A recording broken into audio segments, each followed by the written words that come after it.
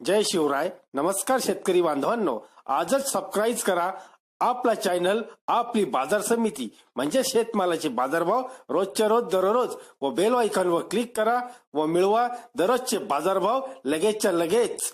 आपली बाजार समिती युट्यूब चॅनलवर एकच उद्देश, माझ्या बळीराजाला घर बसल्या सर्व प्रकारचे शेतमालाचे बाजारभाव समजले पाहिजे. आजच सबस्क्राईब करा आपली बाजार समिती या चॅनलला व बाजारभाव रोजच्या रोज दररोज घर. रसायन मुक्त कांद्याला मिळाला 21 रुपये बाजारभाव. सविस्तर बातमी पाहूया. बिबरी दादरफळ येथील नागेश ननवरे या तरुण शेतकऱ्याने रासायनिक अवशेष मुक्त कांदा पिकवून कोइंबतूरच्या एका व्यापाऱ्याला 21 रुपये किलो दराने सुमारे 8 टन कांद्याची विक्री केली आहे.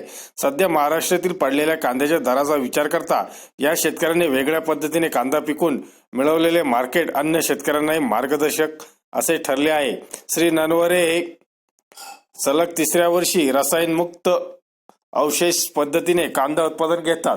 श्री ननवरे यांच्याकडे कांद्यासह शेवगा, तूर ही पीक आहेत. यंदा त्यांनी 1.5 एकरांवर कांद्याचे उत्पादन घेतले आहे.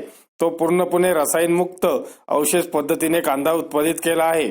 त्यांच्या या कांद्याच्या कोइंबतूर येथील सेंद्रिय भाजीपाला विक्रेते पार्थिवन मणिकम यांनी प्रति किलो 21 रुपये दराने खरेदी केली आहे.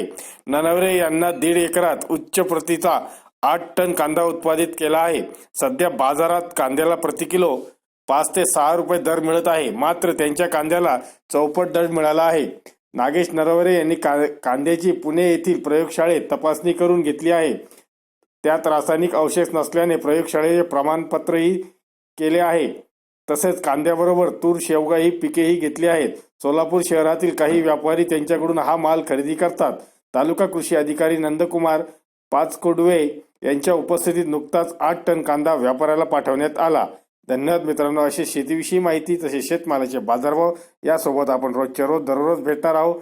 तरी आपली बाजार समिती या चॅनलला आजच सबस्क्राईब करा व घंटेच्या बटणाला दाबून मी टाकलेले अपडेट लगेचच्या लगेच मिळवा. धन्यवाद. भेटूया पुढील व्हिडिओ सोबत. तोपर्यंत नमस्कार.